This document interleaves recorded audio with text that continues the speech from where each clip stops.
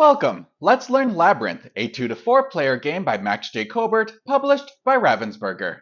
And note that the version I'm using uses the Harry Potter IP. The rules are the same as the regular Labyrinth. The goal of the game is to uncover all your own picture cards, then return your piece to its starting position on the board. To set up, place your game board in the center of the play area. Next, take the maze tiles, shuffle them together, then randomly place them to fill every spot on the board. The remaining tile give to the first player. Next, take the 24 picture cards, shuffle them together, then deal to each player until there are no more cards left to deal out. Let's set up a 3-player game. Then each player takes their pile, then places it face down in their play area, only being allowed to look at the top card, keeping it secret from other players. Each player chooses a pawn and places it on the corner that matches its color. The youngest player goes first.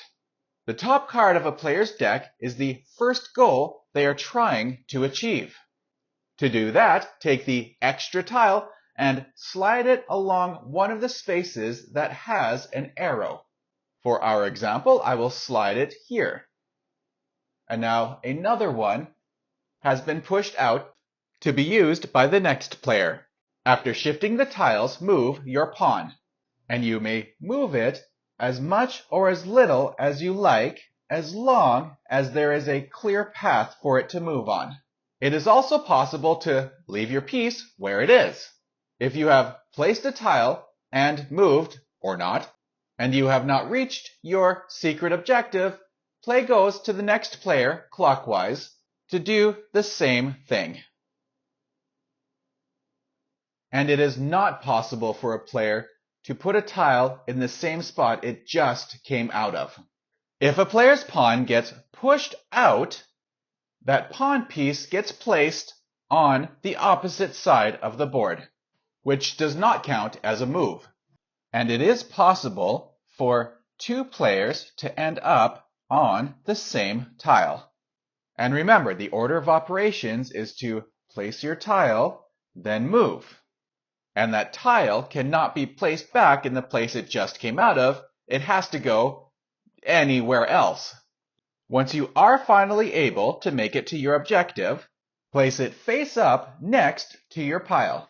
And starting with your next turn, you will have to find the new top card of your pile. The first player to flip over all their cards and return their pawn to their corner is the winner. Before we go, let's go through a couple optional rules variants. To make the game a little easier, allow all players to look at all their cards and get them in any order.